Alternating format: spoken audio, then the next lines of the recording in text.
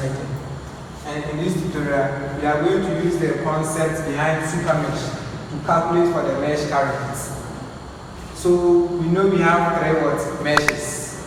We have a mesh here, mesh 2 is here, mesh 3 is here. So first of all, you need to assign the mesh current. That's the first thing you need to do.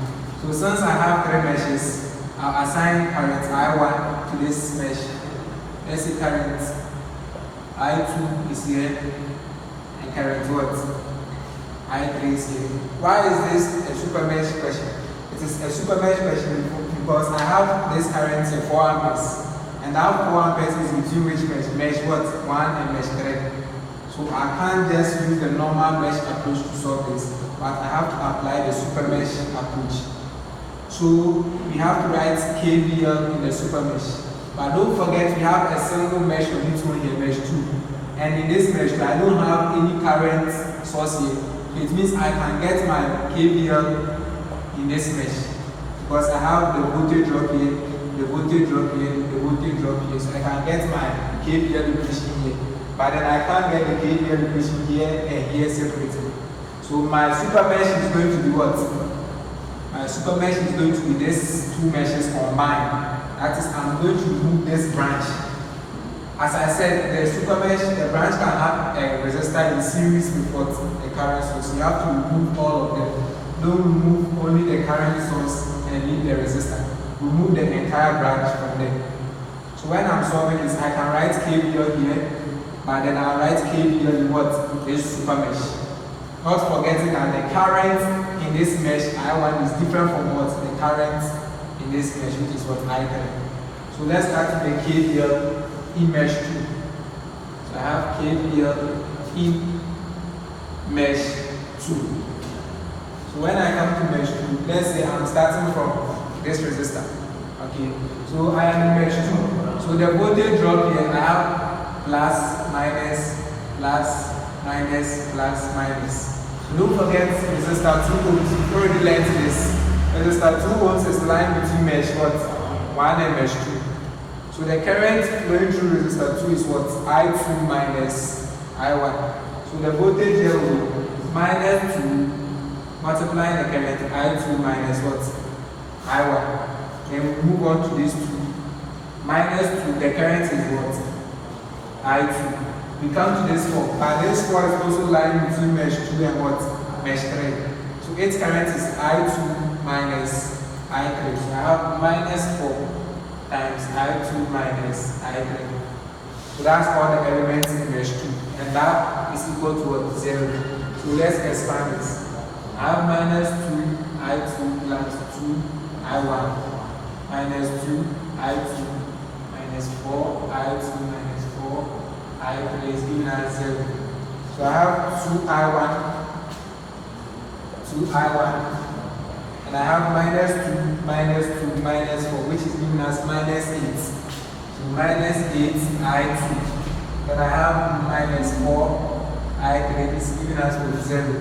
So let's divide through by 2. If we divide through by 2, we can get I1 minus 4 I2 minus 2 I3 is given as 0. Okay, I think here we made a slight mistake. Minus 4 multiplying I3 is given as what? Plus. So this is going to be plus 4 I3. Alright, so this place is going to be plus 4 I3 and this is given as plus 2 I3. So we can have this as our first KVL equation. So the next thing to do is to write KVL in the super mesh. That's this portion. This whole portion is portion of the super mesh. So we are going to remove this branch. So don't forget in your head, you remove this whole branch from there. Okay, let's remove it. Let's remove this entire branch from there. So we have a single mesh here and we are going to write the KVL in it. So KVL in super mesh. What's the KVL in the super mesh? So let's start from here.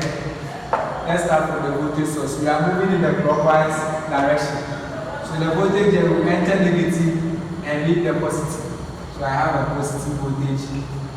I'm moving in this mesh, super mesh like this. So I'll have 2 ohms here, and 2 ohms, the current flowing through is what? I1 minus what? I2. So that one will be minus 2 I1 minus what?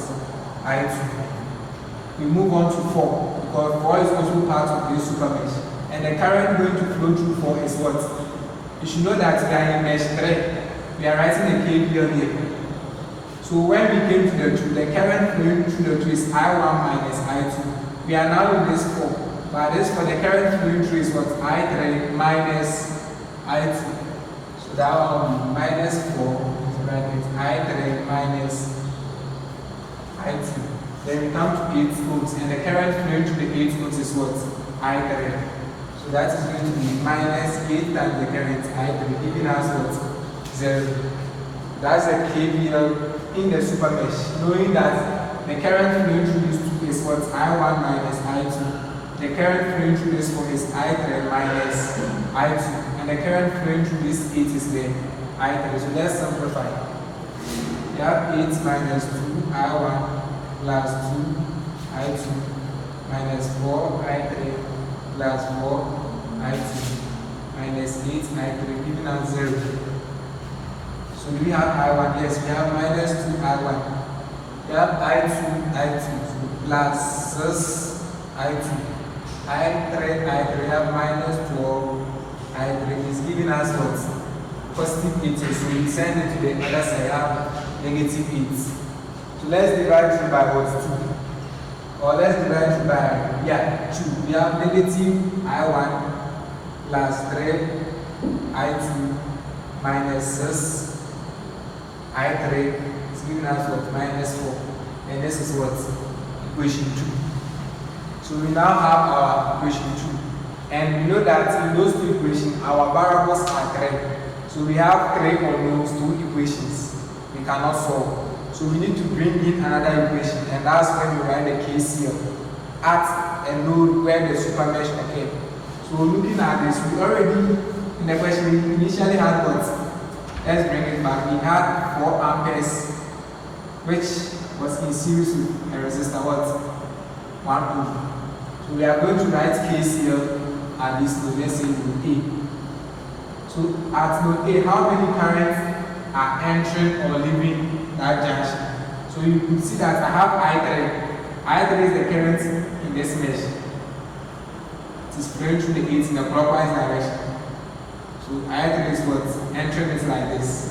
I1 is the current flowing through this entire mesh. I1. So don't forget, I1's direction is like this. So we can see that between I1 and what? I3. I3 is what? Moving to the junction, that is entering the junction. I1 is what? Leaving the junction. And the 4 amperes given to the 4 amperes is what? Entering the junction. You can see we are not adding what? The I2 because it is not connected to this junction. So I3 plus I4 is equal to what? I1.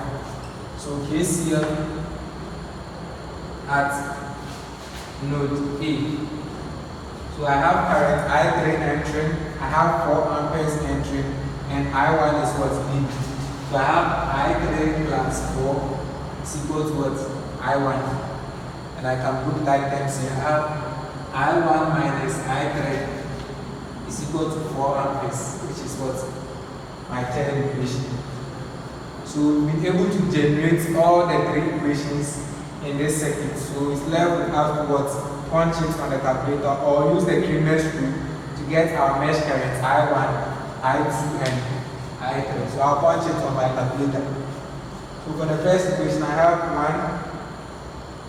1 minus 4, 2, 0. Second equation, I have I1 to be negative 1, 3, negative 6, negative 4. In the third equation, I have I1 to be 1, I2 to be 0 here, but I3 is what? Negative 1. And I have the right answer, which is 4. So 1, negative 4 to negative 1, 3, negative 6, 1, 0, negative 1, 4.